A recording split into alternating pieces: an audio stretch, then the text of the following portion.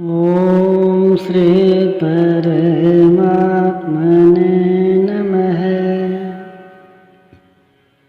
अध्याय 6 श्लोक 45 से 47।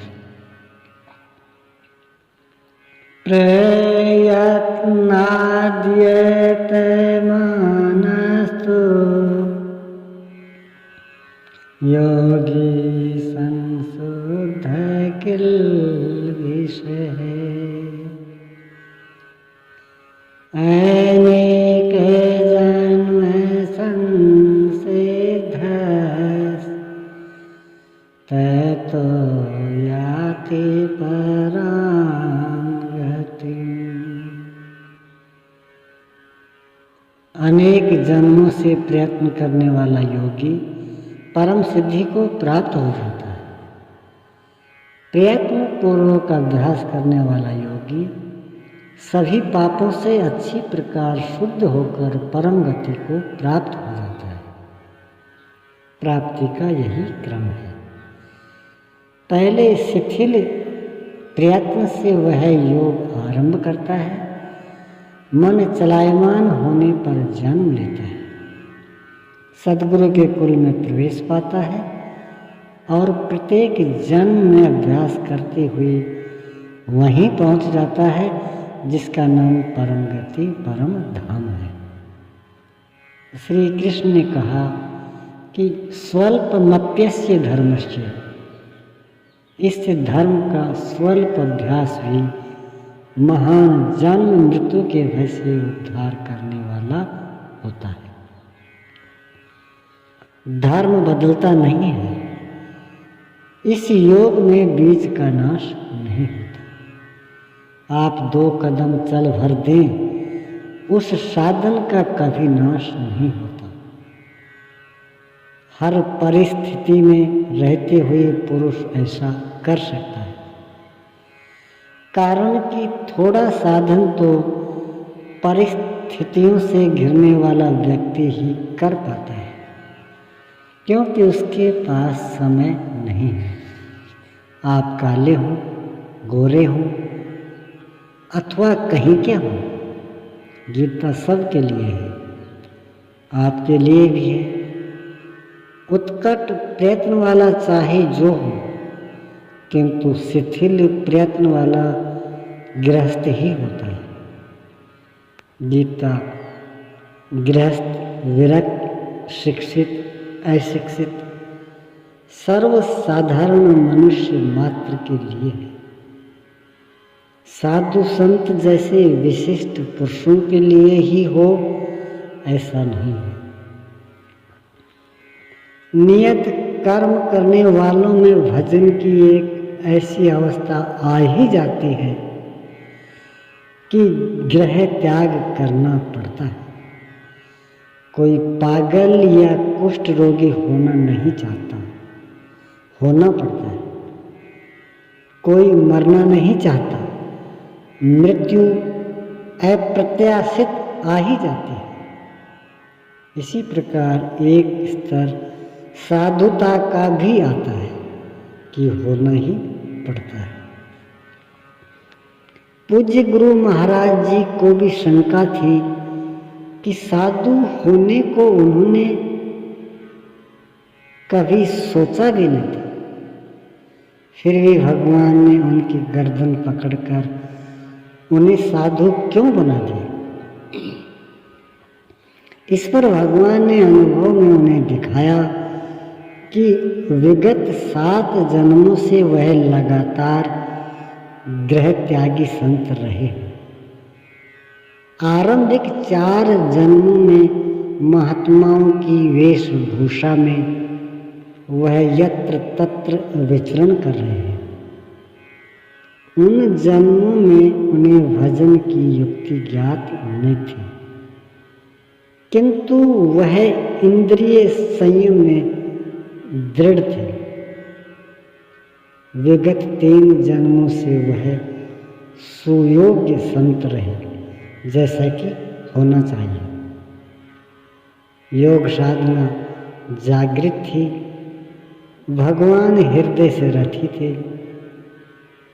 पिछले जन्म में निवृत्ति हो चली थी, किंतु 2-3 इच्छाएं मन में उद्वेलित होती रही कि शादी विवाह क्या होता है।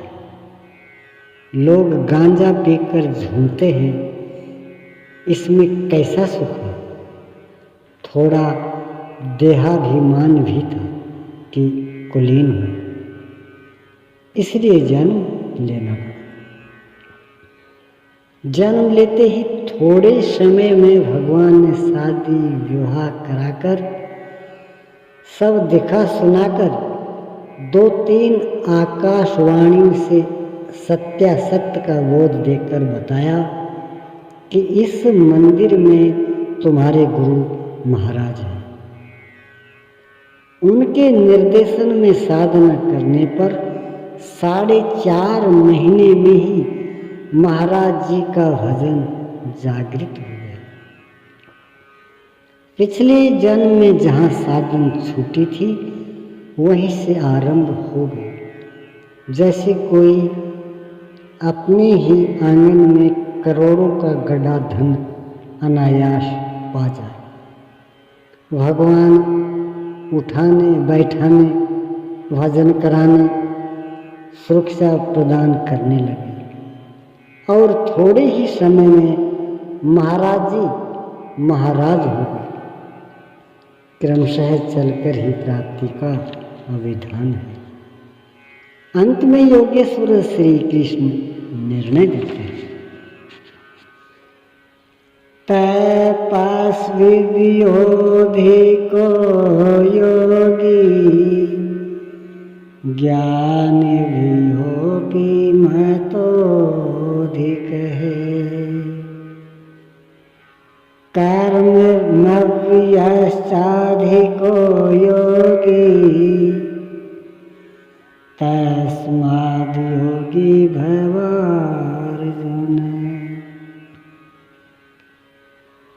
तपस्वियों से योगी श्रेष्ठ है, ज्ञानियों से भी श्रेष्ठ माना गया है, कर्मियों से भी योगी श्रेष्ठ है। इसलिए अर्जुन तो योगी बनो।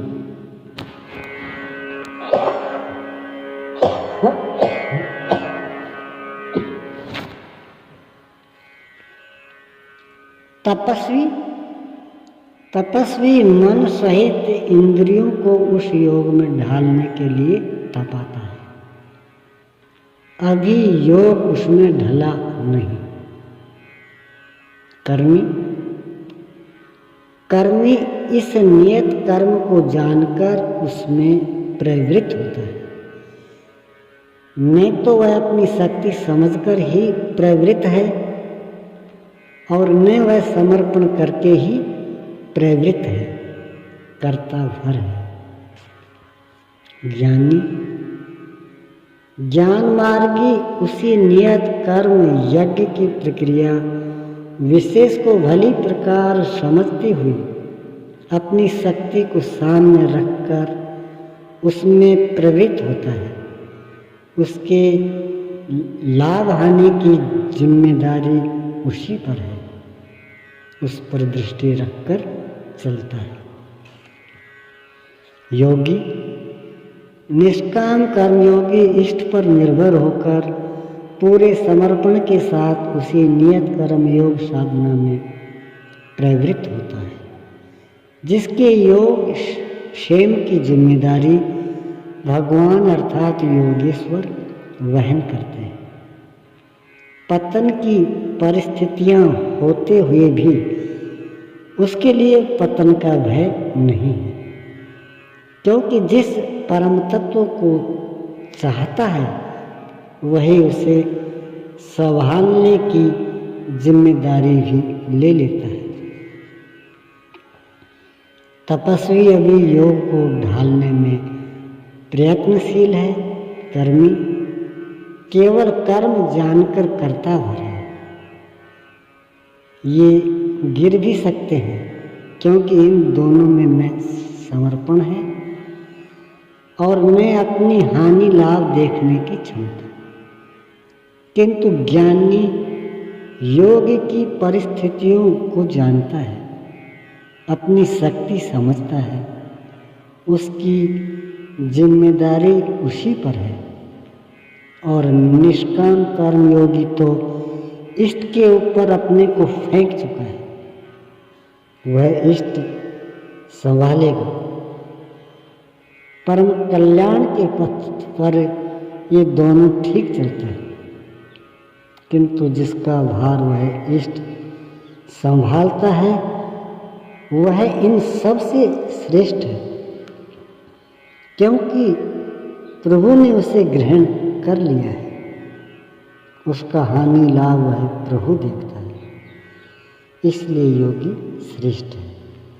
अतः अर्जुन, तू योगी बन, समर्पण के साथ योग का आचरण कर। योगी श्रेष्ठ है, किंतु उनसे भी वह योगी सर्वश्रेष्ठ है जो अंतरात्मा से लगता है, इसी पर कहते हैं। योगी नामपि सर्वेषां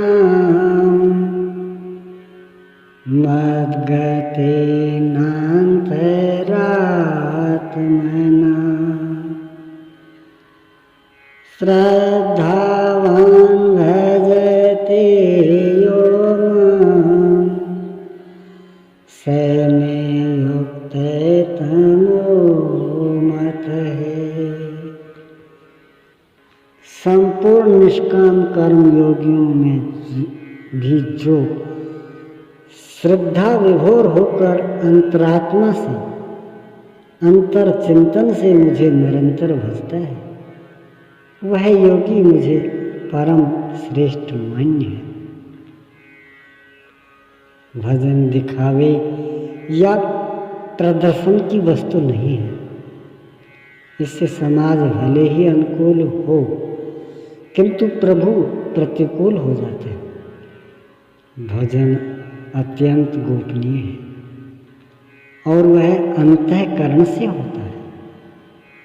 उसका उतार चढ़ाव अंतःकरण के ऊपर है। ओम श्री सद्गुरुदेव भगवान की जय।